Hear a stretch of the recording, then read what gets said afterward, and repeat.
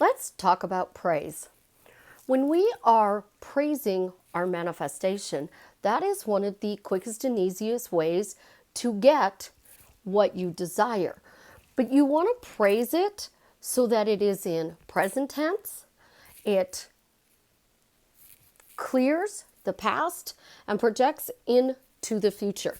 This is Susie, your beautiful millionaire swan queen. Welcome back to the garden, my beautiful ducklings. Subscribe, smash the like button, share my videos. I promise I love you forever. Also, I am a life coach and I have a paid Facebook group. So if you're interested in working with me one-on-one, check out my website below.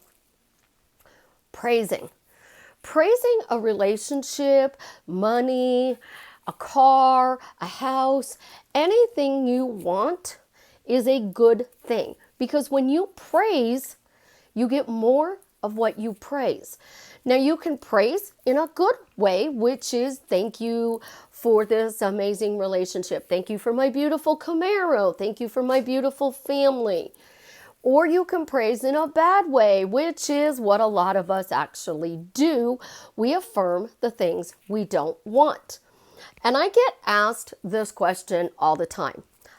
I don't talk about everyone is you pushed out, free will, and I am God.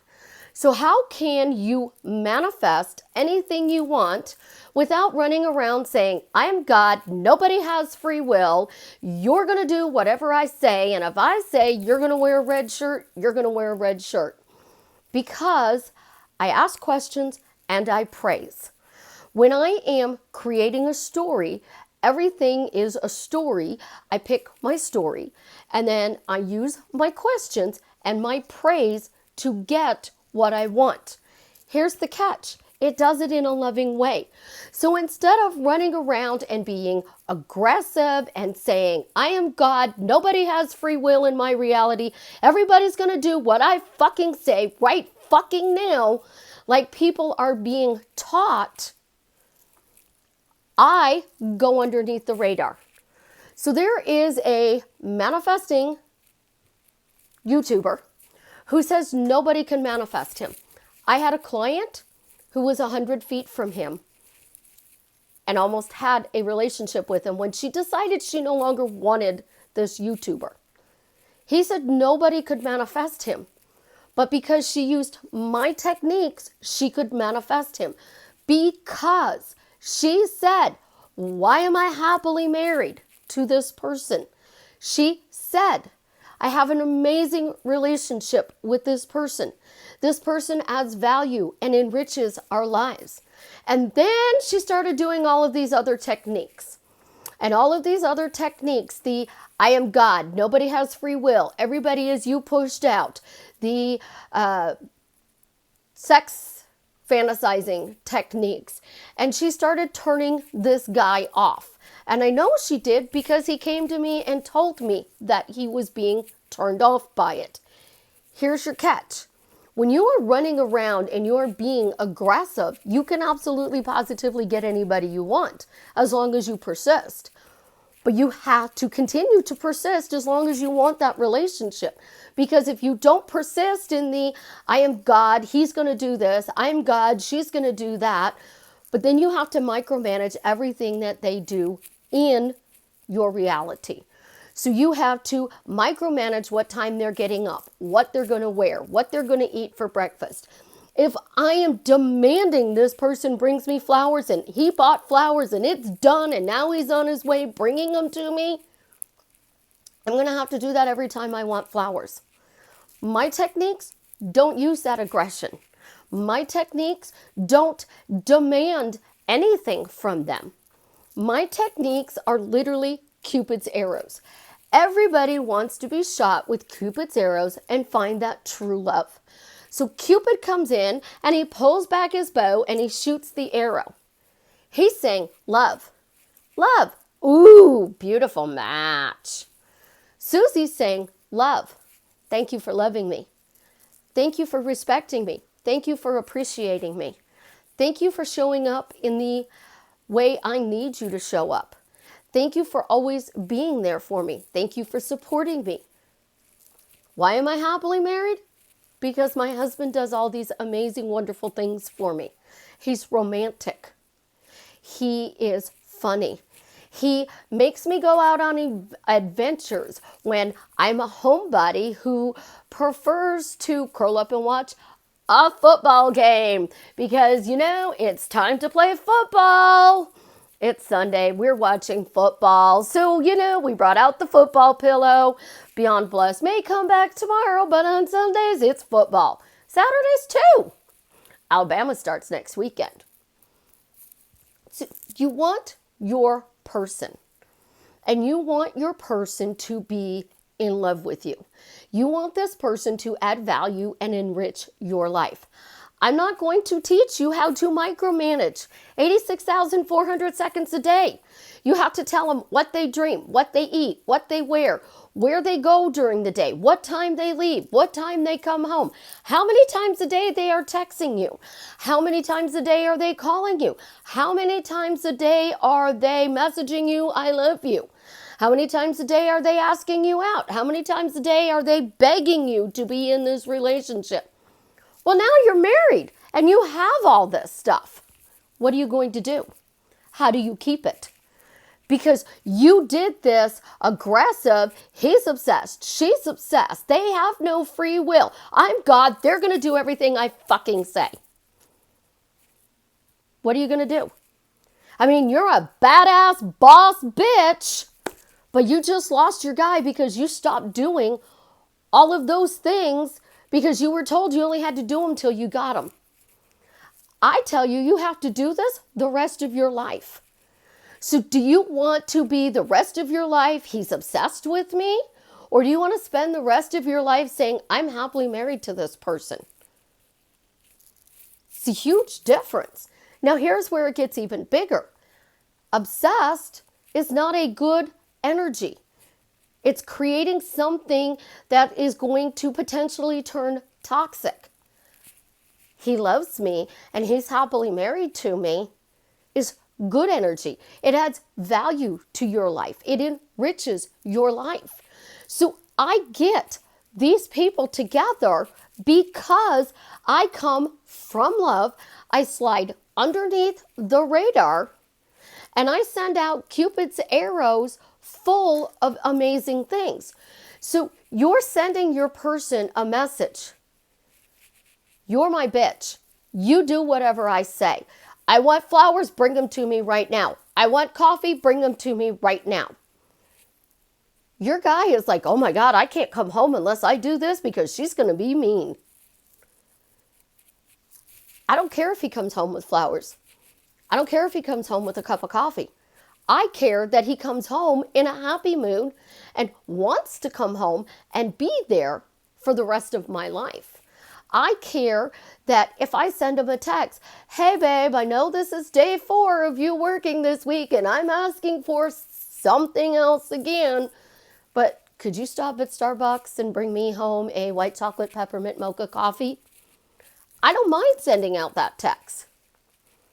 And if I do it in a loving way, he's absolutely going to pick it up and be like, ooh, she asked nicely. I'll be more than happy to do this. But when you are demanding something, that Cupid's arrow you're sending out, yeah, you're getting them, but they're agitated. They're not really happy in this situation. And that's why you're getting the hot and the cold and the constant communication and then the pullback and then in your face again and then the pullback, because nobody can withstand holding that aggressive energy that I am God, free will, and everyone is you pushed out gives. So when you change your story, we have an amazing relationship. You ask your questions. Why do we have an amazing relationship? Why am I happily married to this person? And then you start telling your friends, your family, my husband's amazing. I have the greatest wife in the world. Do you know what? I've been sick for a week. My husband's been awesome. He's kept the house clean. He made sure I ate. He got me a baggie to put all my snot rags in. How awesome would that be to tell your friends? When your friends are going, yeah, your boyfriend was a douche when you were going out with him, and now that you're back together, I hope he doesn't disrespect you. And you're going, no, actually, he's amazing. I mean, getting back together with him was the greatest gift I ever received. We've both grown and we realize the value of this relationship. And you're now telling your friends how amazing your relationship is. You're snuggling on the couch and you're easily picking the Netflix channel you want. You're watching a football game or a soccer game, or football as it's called. You're watching hockey, basketball. You're going to the movies, out to eat. You're communicating in a healthy, loving way. Where is healthy and loving when you're demanding that he wears a pink shirt for you? Or you're demanding she puts on a little red spaghetti strap dress? There's not a lot of love in that. But if you're going out to an event and you're like, hey babe, you know that little red dress that you have hanging in the closet? I know the weather's getting a little chillier this time of year. Could you wear that to the party tonight? I want to show you off. You're going to be more apt to wear it. But when you micromanage every second of the day that they are doing something for you, when you finally get it, you don't appreciate it. It doesn't even feel good.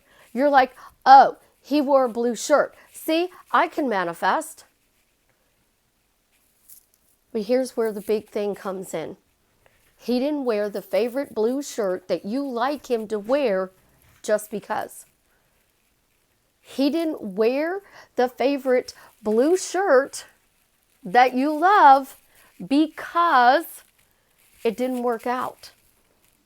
He wore it simply because he wanted to. I don't need to micromanage 86,400 seconds a day in order to create my reality. I give people the ability to do nice things for me. So if I need a cup of coffee, they're going to get it. If I want flowers, they're going to bring it.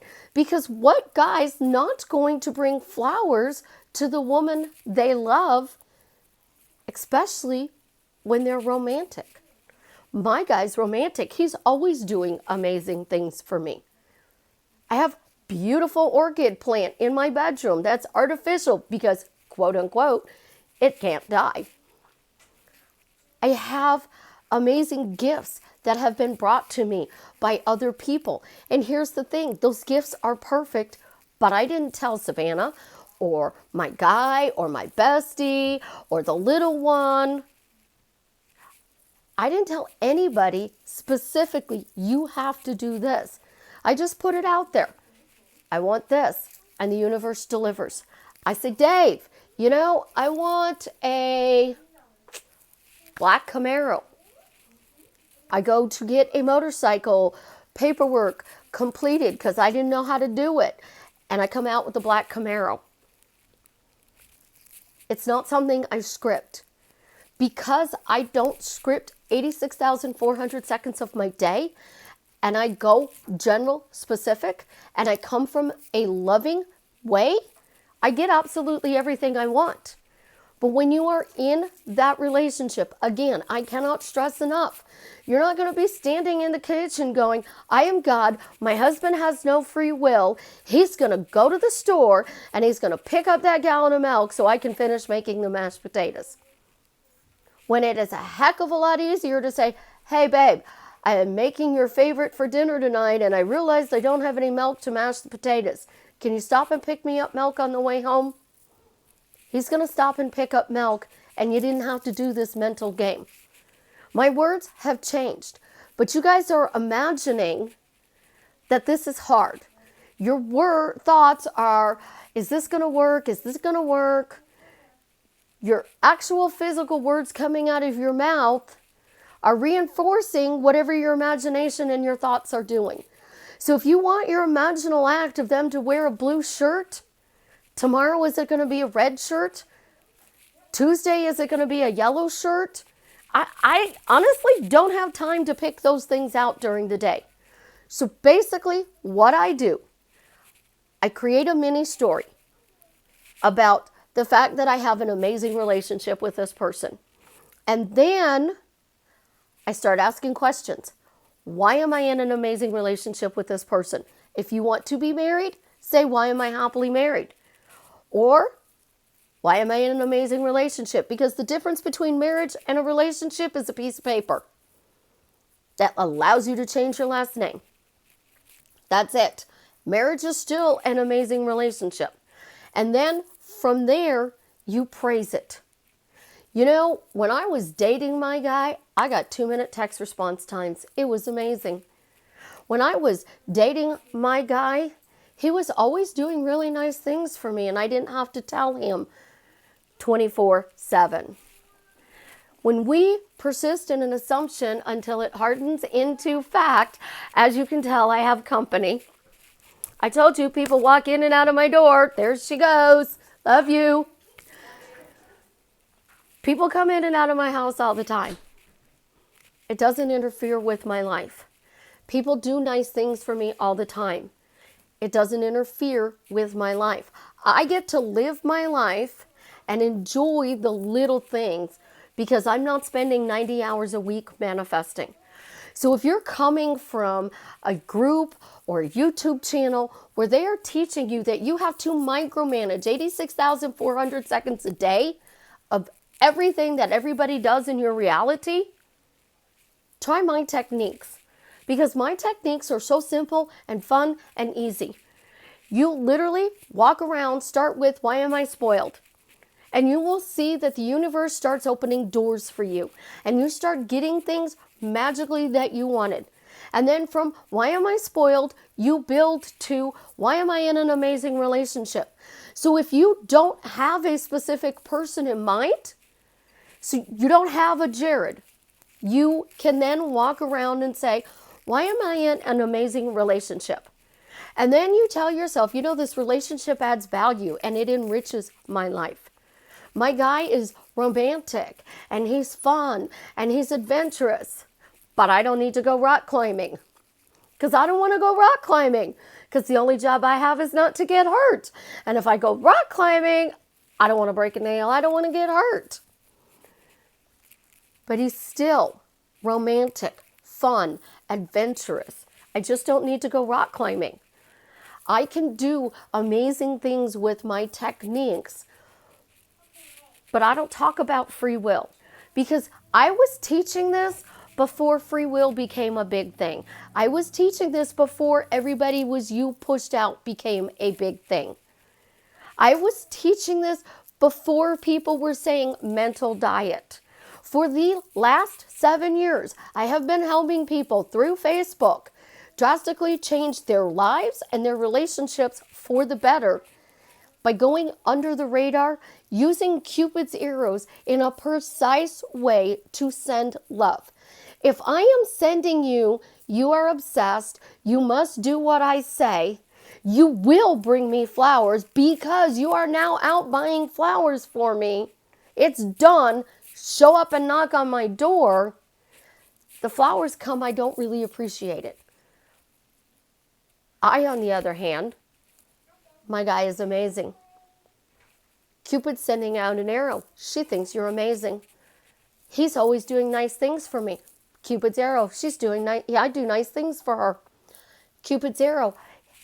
You're romantic, and I love being brought flowers. So thank you for occasionally bringing me flowers. Cupid's arrows. You bring her flowers. So which would you prefer? The arrow that hits your heart that is aggressive and demanding, or the arrow that hits your heart and makes you feel warm and bubbly inside? Love is supposed to feel good. It's supposed to add value, enrich, and make you feel like somebody just uncorked the champagne bottle. Love isn't supposed to be aggressive and dominating. So what I do works simply because it comes from a place of purity. It comes from a place where when you get it, you not only get it, you get to keep it for as long as you want it. So if you want that 50 years, which is 18,262 days, stop with the games. Try something simple and easy and talk about how amazing your life is and how amazing this relationship is, because you will get it if you persist in the assumption until it hardens into fact. The same as the aggression, the only difference is you're going to have a good relationship instead of this hot and cold crap. I love you guys. Have an absolutely positively amazing Sunday. I am going to go watch football. And as always, leave me a message and let me know how I'm drastically changing your life for the better.